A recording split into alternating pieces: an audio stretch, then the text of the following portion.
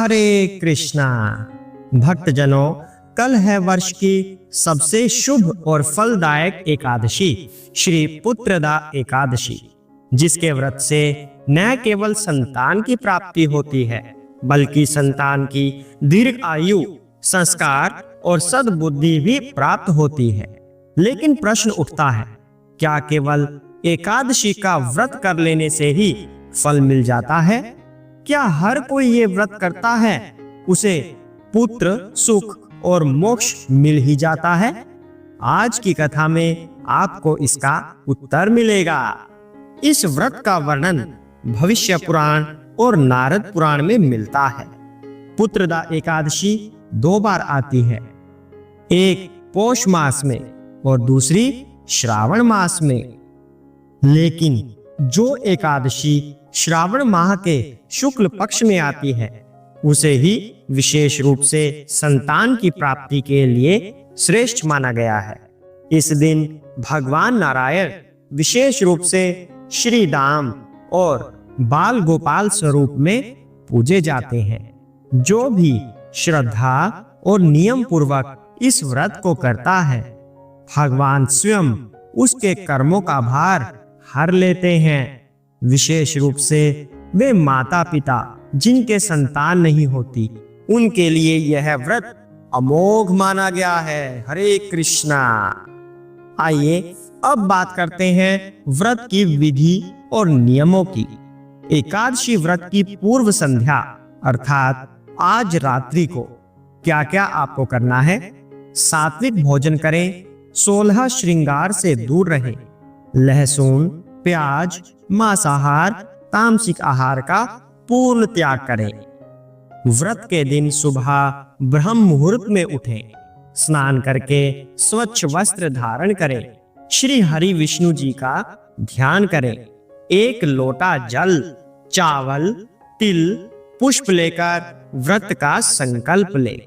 दिन भर भगवान की सेवा करें, तुलसी दल अर्पित करें, ओम नमो भगवते वासुदेवाय इस मंत्र का जप करें। गीता, विष्णु सहस्त्र नाम या श्रीमद् भागवत का पाठ करें। फलाहार करें या जल पर रहे अपनी शक्ति के अनुसार। रात में जागरण करें या हरि नाम संकीर्तन करें। द्वादशी के दिन अर्थात परसों प्रातः उचित समय पर व्रत का पारण करें। ब्राह्मणों को भोजन करवाएं, दान दें। भगवान को भोग लगाकर प्रसाद स्वयं ग्रहण करें। आइए अब मैं आपको एक ऐसी कथा सुनाने जा रहा हूं जो स्वयं श्री नारद मुनि ने महाराज युधिष्ठिर को सुनाई थी। यह कथा एक युवा राजा की है जिसके मन में श्रद्धा थी पर संकल्प में कमी रह गई। सुनिए श्री शोभन की कथा। हरे कृष्णा। बहुत समय पहले माहिष्मति नगर के राजा थे चंद्रसेन। उनका पुत्र था राजकुमार शोभन। शोभन न केवल सुंदर और तेजस्वी था बल्कि उसका हृदय बहुत कोमल और भक्ति भाव से युक्त था। एक बार वह अपने ससुर धर्मध्वज राजा के राज्य में गया। वहीं उसे ज्ञात हुआ कि अगली सुबह एकादशी व्रत है। राजा धर्मध्वज ने ऐलान किया, मेरे नगर में एकादशी के दिन जो भी अन्न का सेवन करता है वह महापाप का भागी बनता है।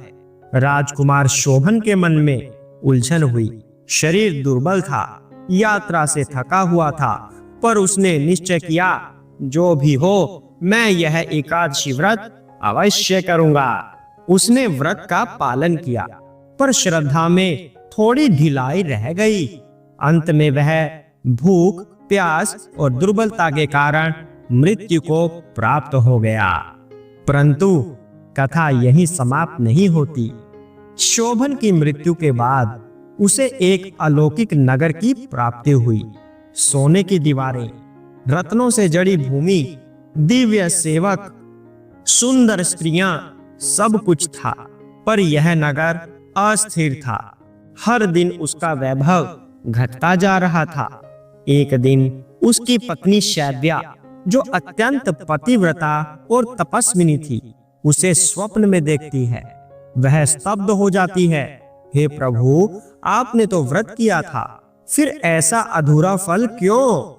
शैब्या तुरंत तपस्या में लग जाती है। उसी पुत्रदा एकादशी पर वह व्रत करती है। पूर्ण श्रद्धा से, नियम से, अर्चना से, उसकी भक्ति से भगवान विष्णु प्रसन्न होते हैं। तब नारद मुनि प्रकट होकर उसे बताते हैं, शोभन का फल अधूरा इसलिए था क्योंकि उसने व्रत तो किया पर मन से नहीं। अब तेरे व्रत के कारण उसके नगर को स्थायित्व मिलेगा। शैब्या जब पुनः स्वर्ग लोक में जाती है, शोभन के वैभव को देखकर दंग रह जाती है। शोभन उसे कहता है, हे देवी, तुम्हारे व्रत ने मुझे पुनः जीवन दिया, अब तुम ही मेरी महारानी हो। दोनों दिव्य लोक में रहने लगते हैं।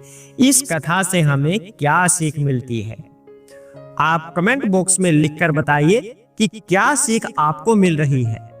इस कथा के अनुसार हमें क्या सीख मिल रही है वह जानते हैं।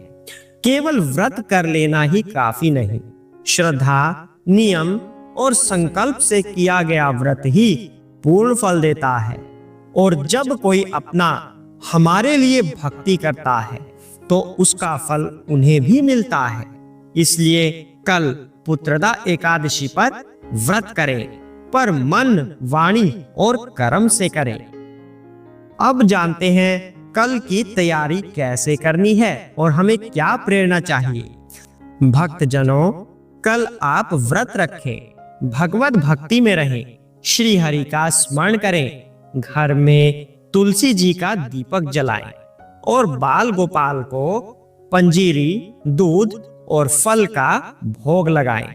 इस व्रत से केवल पुत्र ही नहीं बल्कि जीवन में सुख, शांति और मोक्ष भी प्राप्त होता है। यदि आप सच में चाहते हैं कि भगवान आपकी संतान, आपके परिवार और आपके जीवन की रक्षा करें, तो आज से ही तैयारी शुरू कर दें।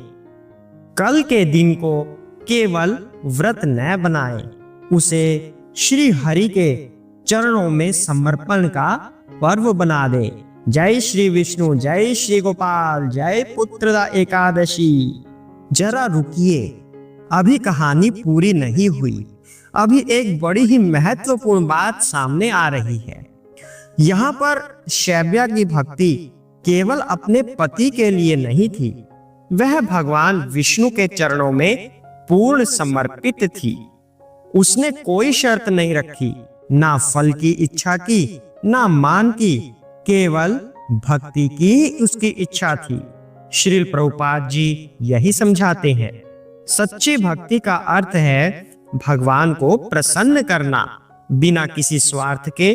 जब भक्त निष्काम होकर एकादशी जैसे व्रत करता है तो भगवान उसके सारे सांसारिक और आध्यात्मिक अभाव को पूरा करते हैं। शैब्या ने जो व्रत किया वो न केवल पति की मुक्ति का कारण बना, बल्कि उसने अपने पूर्वजों, परिवार और आत्मा तीनों का कल्याण किया। शोभन जब कहता है, अब तुम ही मेरी महारानी हो, यह केवल सांसारिक पद नहीं है, वह एक आध्यात्मिक मिलन का प्रतीक है जहां भक्ति और कृपा का संगम होता है। इस कथा से यह भी स्पष्ट होता है कि जो भक्त, विशेष रूप से स्त्रियां, यदि व्रत, सेवा और भक्ति से अपने प्रियजनों के लिए प्रयास करें तो भगवान उन्हें असंभव से भी असंभव फल प्रदान करते हैं। और यही है पुत्रदा एकादशी का रहस्य। इस व्रत में केवल संतान की प्राप्ति नहीं बल्कि संपूर्ण जीवन की पूर्णता का व्रत छिपा है। तो आशा करते हैं आप सभी पुत्रदा एकादशी का व्रत पूर्ण श्रद्धा से और निष्काम भाव से भक्तिमय ढंग से करेंगे, ताकि भगवान श्री कृष्ण, भगवान श्री हरि की कृपा आपको प्राप्त हो। हरे कृष्ण।